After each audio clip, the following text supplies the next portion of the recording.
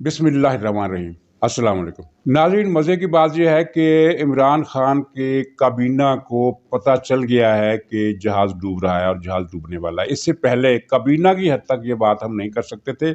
PTI के अरकान कौमी असम्बली, सूबाई असम्बली में भगदड़ मची हुई थी, खौफ का आलम था, पैनिक में थे सब लोग। अब वही मनाजर जो हैं वो वफाकी काबीना में भी देखे जा रहे हैं और ये बिल्कुल एक मुसद्दका इत्तला है कि पीटीआई के 4 या 5 बल्कि 5 वफाकी वजीरों ने मुस्लिम लीग नून से ये खुले तो अल्फाज में कह दिया है कि जनाब हमें सीट देने का वादा करो तो जो कहेंगे हम करेंगे। यानी सिटिंग मिनिस्टर ये कह रहे हैं और ये 5 मिनिस्टर ये हैं और 2 मिनिस्टर्स के बारे में ये खबर है कि वो उनका जरदारी साहब से रब्ता हुआ है और इन 7 वजीरों के राब्तों की इत्तला इमरान खान को भी हो गई है। और इमरान खान की मजबूरी ये है कि अब वो किसी वज़ीर को ना तो निकाल सकता है, ना उसकी मीटिंग के इजलास में कैबिनेट के इजलास में या किसी मीटिंग में उनकी बेइज्जती कर सकता है, क्योंकि इसके साथ वही मामला हो गया कि अगर ये जिस तरह परवेज़ खट्टक ने इसके साथ तू तड़ाक की थी, वज़ीर आज़म के साथ तू तड़ाक करने वाला वज़ीर अगले चंद मिनट भी वज़ीर नहीं रह सकता, लेकिन परवेज़ खट्टक अभी तक वज़ीर है। और नाज़रीन, परवेज़ खट्टक भी उन वज़ीरों में शामिल है जो इमरान खान के ख़िलाफ़ अब पार्टी के अरकान कौमी असम्बली, सूबाई असम्बली के सामने खुलेआम तनकीदी बल्कि तज़हीक आमेज़ गुफ्तगू करते हैं। और इमरान खान को पता है और ये बेबसी इसकी देखिए, ये हालात का इंतकाम देखिए कि सिटिंग प्राइम मिनिस्टर है, उसके वज़ीर उसी का मजाक उड़ा रहे हैं, उसी को गालियाँ दे रहे हैं और वो किसी का कुछ बिगाड़ नहीं सकता, क्योंकि इस वक्त उसको एक एक एमएनए की ज़रूरत है। और वज़ीरों की हालत ये है कि ये जो इमरान खान इक़दाम किया, पता नहीं अब जो सियासी थ्योरियाँ जो घड़ने का एक रवाज पाकिस्तान में है और उनमें से बाज़ औक़ात बल्कि अक्सर सियासी थ्योरियाँ बाद में पता चला कि वो सच थी। कहा जा रहा है सियासी थ्योरी ये है कि इमरान खान को किसी अब क्या कहा जाए, किसी एजेंसी ने या किसी ताकत ने या किसी दुश्मन ने या उस ताकत ने जो तब्दीली लाना चाहती है, उसने ये मशवरा दिया कि तुम जो 10 बेहतरीन वज़ीर हैं उनका इंतखाब करो और उनकी हौसला अफजाई करो, तुम्हारी हुकूमत मजबूत हो जाएगी। और ये ऐसा गूफ है कि इसने वो मशवरा मान लिया और 10 बेहतरीन वज़ीरों का ऐलान कर दिया। अब 50 की कैबिनेट है तो 40 वज़ीर जो है वो नाराज़ हो गए। अब इनमें से 40 की अक्सरियत जो है वो तो इस तरह की नाराज़ है कि चलो दफ़ा करो, नहीं मिला तो नहीं मिला हमें कोई नाम। लेकिन सारे ऐसे नहीं हैं, इनमें से कुछ जो हैं वो वाज़ेह तौर पर नाराज़ है और उनकी तादाद 10 से भी ज़्यादा है। मसलन एक आपने कुछ के कमेंट तो आपने पढ़ ही लिए। मसलन वो जो झूठ बोलता है दुरूद शरीफ पढ़कर, जो झूठ बोलने से पहले भी दुरूद शरीफ पढ़ता है और झूठ बोलने के बाद भी दुरूद शरीफ पढ़ता है, मोहम्मद अली मोहम्मद खां क्या नाम है उसका, उसने कहा है कि जनाब गैर जिम्मेदारों को ये इनाम मिल गए। अब गैर जिम्मेदार से मुराद उसकी मुराद सईद की तरफ था, क्योंकि मुराद सईद को वो पसंद नहीं करता। और शाह महमूद कुरैशी है, उसने भी लंबा चौड़ा ख़त लिख डाला है वज़ीर आज़म को नहीं, जिसने ये सिलेक्शन के लिए सिफारिशात पेश की थी उस सेक्रेटरी को। लेकिन ज़ाहिर है इस ख़त का जो मुखातिब है वो इमरान खान है, तो वो भी नाराज़ है। इसी तरह और भी कई वज़ीर जो हैं, मसलन वो जो जिसने बेमिसाल करप्शन हो निहार बरबा और बेमिसाल करप्शन, वो क्या नाम है उसका, हमाद अज़हर, वो जो ख़ुद को मुराद सईद का बदल बल्कि नेमत बदल समझता था, इमरान खान ने उसकी भी झंडी गिरा दी। हालांकि उसने अच्छी खासी रिकॉर्ड की, अपने करप्शन के अच्छे खासे रिकॉर्ड कायम किए हैं और पंजाब में जो ज़राअत का बहरान पैदा हुआ है उसमें भी उसका अच्छा खासा हिस्सा है। उसने चीनी और आटे के स्कैंडल में भी माल कमाया है, तो वो भी इसकी नज़र से उतर गया। और वो जो बीबी है जो कहा करती है कि बारिशें इमरान खान के दम कदम से होती हैं, दुनिया में इससे पहले किसी अकबर बादशाह या हुमायूं बादशाह जैसे शहंशाह हुआ करते थे, उनकी खुशामद करते हुए लोग उनको ज़िल्ले इलाही और अल्लाह का साया और अल्लाह का नायब इस तरह के खिताब दिया करते थे। लेकिन उनके बारे में भी किसी ने ये नहीं कहा था कि बारिशें इसकी वजह से होती हैं। ये बात शायद सिर्फ फ़िरौन के बारे में की गई हो, जो कहता था कि मैं लोगों की ज़िंदगी मौत का पर भी कादिर हूँ और उसको लोग देवता की तरह माना करते थे। तो शायद किसी फ़िरौन के हवारी ने ये कहा हो कि ये बारिशें फ़िरौन की वजह से होती हैं। उसके अलावा आगे पीछे हमें कोई और आदमी नज़र, बादशाह कोई शहनशाह کوئی ایمپرر کوئی نظر نہیں آتا جس کے بارے میں یہ بات کی گئی ہو۔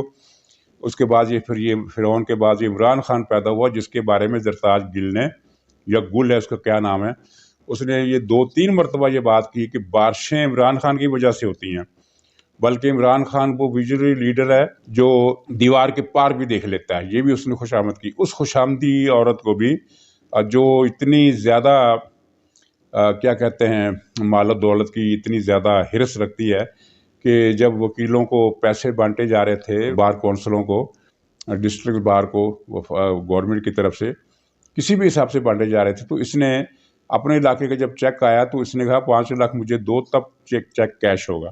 اس پر پھر پریس کانفرنس بھی کی تھی بار کے صدر نے۔ یہ وہ عورت ہے، اس کو بھی لفٹ نہیں کرائی، اور بھی کئیوں کو لفٹ نہیں کرائی۔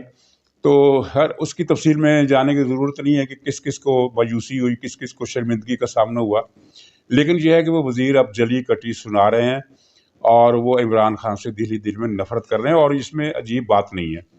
دیکھیں سیاسی جماعتیں جو ہوتی ہیں نا، ان میں لیڈروں کی اکثریت اپنی پارٹی کے سربراہ سے محبت کرتی ہے، عشق کرتی ہے۔ بھٹو صاحب سے بہت زیادہ لوگوں نے عشق کیا، بے نظیر صاحب سے کیا۔ اب پیپلز پارٹی کے جو لیڈر ہے وہ اپنی موجودہ قیادت سے بہت محبت کرتے ہیں، وفادار ہیں۔ مسلم لیگ کی جو قیادت ہے، جو اس کے زیادہ تر ایم این ہیں، ان کی وابستگی نواز شریف سے ہے۔ عمران خان کا مسئلہ ان میں سے کسی پارٹی جیسا نہیں ہے۔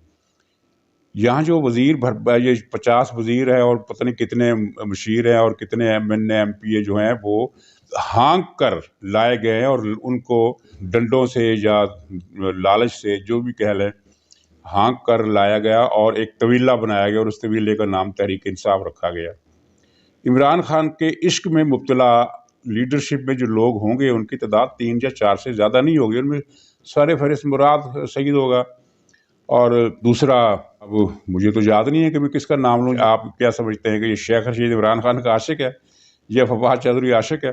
فواد چودھری تو اس میں شامل ہونے سے 1 مہینہ پہلے تک ٹی وی پر بیٹھ کر عمران خان کو ایسی ایسی گالی دیتا تھا، نیویارک کے مقدمے کی بھی بات کرتا تھا۔ بابر وان کو دیکھ لیجئے، اس نے تو عمران خان پر یہ الزام لگایا تھا کہ یہ کیسا آدمی، کیا کردار ہے اس کا اسلام میں، تو ایسے آدمی کی کیا سزا ہے، اس طرح کی باتیں کرتا تھا۔ جو عمران خان کے عشق یا سحر میں مبتلا ہے، یا عمران خان کی سو کالڈ سوچ اور فکر سے متاثر ہو کر پارٹی میں آئے، ان کے نام آپ لینے کی کوشش کریں، وہ 2 یا 3 سے آگے نہیں بڑھیں گے، اور وہ ان کا تعلق بھی فکر سے نہیں ہے بلکہ کسی اور معاملے سے ہے، جس کا ذکر ریحام خان ان کی کتاب میں آپ کو ملے گا۔ اور اچھا مزے کی بات یہ ہے کہ ریحام خان کی کتاب کا ذکر اب وزیر بھی کر رہے ہیں، بلکہ کل ایک ٹی وی پروگرام میں عمران خان کے ایک عاشق، وہ جنرل ریٹائرڈ شعیب، وہ جو اسرائیل کا پاکستان میں غیر اعلانیہ سفیر ہے، اور عمران خان پر تنقید کی جائے تو اچھل پڑتا تھا ٹی وی پر، اس کے سامنے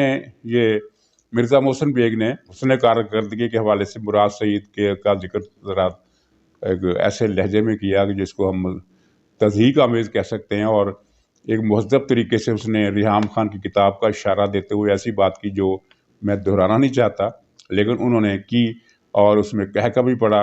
اور جب امجد شعیب سے پوچھا گیا کہ تمہاری کیا رائے ہے، تو اس نے کہا کہ میری کوئی زیادہ معلومات نہیں ہے، میں نے ریحام خان کی کتاب بھی نہیں پڑھی ہے، لیکن مرزا محسن بیگ نے جو کہا ہے اس سے متفق ہوئے بغیر میرے پاس اور کوئی چارہ بھی نہیں ہے۔ یعنی یہ مراد سعید کی جو عمران خان سے سیاسی وابستگی ہے، دراصل وہ کسی اور طرح کی وابستگی ہے، اس طرف اشارہ ہے اس پروگرام کا، اور یہی باتیں تفصیل سے ریحام خان نے لکھی۔ اب ان باتوں کا تذکرہ، تو میں یہ بتا رہا تھا کہ اب ان باتوں کا تذکرہ یہ وفاقی وزیر بھی کرنے لگے ہیں، جن کو یہ تمغہ نہیں ملا، جو اسے ٹاپ 10 کی لسٹ سے باہر ہے۔ میں نہیں بتا دوں، جن کا نام ٹاپ 10 کی لسٹ میں نہیں آیا، وہ اس لحاظ سے خوش قسمت ہیں کہ کچھ عرصے کے بعد، کچھ دنوں کے بعد اس ملک میں جو ماحول لگنے والا ہے، یہ وزیر اپنے بچاؤ کے لیے کہا کرے کہ نہیں جناب، ہم تو ایسے نہیں تھے، ہم تو ٹاپ 10 میں نہیں تھے، ہم تو ذرا کم درجے کے گناہ گار ہیں۔ بڑے درجے کے گناہ گار ہوتے تو ٹاپ 10 کی لسٹ جو تھی وہ ٹاپ 20 ہوتی، ٹاپ 50 ہوتی، تو ہم تو ٹاپ 10 میں تھے ہی نہیں، ہم تو شریف لوگ ہیں۔ یہ ان کے لیے ایک بچت کا پہلو ہے، یہ جو انہوں نے عمران خان نے ان کو لسٹ میں شامل نہیں کیا۔ تو یہ بہرحال جو ہانکا گیا اور یہ ٹولہ بنایا گیا زبردستی کا، طویلے اور قبیلے میں فرق ہوتا ہے کہ قبیلہ ایک رشتے میں بندھا ہوتا ہے، وہ خون کا رشتہ ہوتا ہے، چچا، ماموں، बाप भाई दादा भांजा भतीजा, ये इस तरह के सारे लोग मिलकर एक कबीला बनते हैं। लेकिन तबीले में रिश्तेदारी नहीं होती। कोई भैंस नीली बार से पकड़ ली, कोई शाहपुर कांजरा से पकड़ ली, कोई गाय गुजरांवाला से आ गई, कोई ओकाड़ा से आ गई, और सबको इकट्ठा करके एक तबेले में बंद करके वो जो तबेले का मालिक है उसका दूध निचोड़ता है और दोहता है और वो बेचता है। तो इनके आपस में रिश्तेदारियां नहीं होती। तो जब उनको अगर ये तबेला तोड़ दिया जाए उसकी दीवारें, तो कोई गाय उधर भाग जाएगी, कोई इधर भाग जाएगी। इसके बरक्स बंदरों का कबीला अगर आप पकड़ कर किसी इस तरह के कटहरे में बंद कर दिया और उनको छोड़ें, तो वो सारे के सारे बंदर, एक ही कबीले के सारे बंदर एक ही तरफ भागेंगे। लेकिन आप देखिएगा ये जो टूटेगी तहरीक, तो उस तबीले के जो मवेशी हैं, कोई पीपल्स पार्टी का रुख करेगा, कोई JUI का रुख करेगा, कोई मुस्लिम लीग का नून का रुख करेगा, कोई MQM में जाने की कोशिश करेगा, कोई लब्बैक में घुस जाएगा। और पख्तूनख्वा से जो खबरें आ रही हैं वो मज़ेदार है। वो ये है कि तहरीक इंसाफ वाले जो बागी हो रहे हैं वो सीधा JUI में जा रहे हैं, यानी उस पार्टी में जा रहे हैं जिसने सबसे ज़्यादा ऊंची आवाज़ में ये नारा लगाया था कि इमरान खान यहूदियों का एजेंट है। ये सितम ज़रीफ़ी आप देखिए कि अगर PTI को छोड़ना है तो वो पीपल्स पार्टी में जा सकते हैं, लब्बैक में जा सकते हैं, TTP में जा सकते हैं, लेकिन वो जा रहे हैं तो JUI में। और इसी बुनियाद पर यह कहा जा रहा है कि सूबा पख्तूनख्वा में इस मरतबा सबसे बड़ी जमात JUI होगी, बाकी पार्टियों का नंबर उसके बाद आएगा। नाज़रीन इजाज़त दीजिए, इंशाअल्लाह दोबारा मुलाकात होगी। खुदा हाफिज़।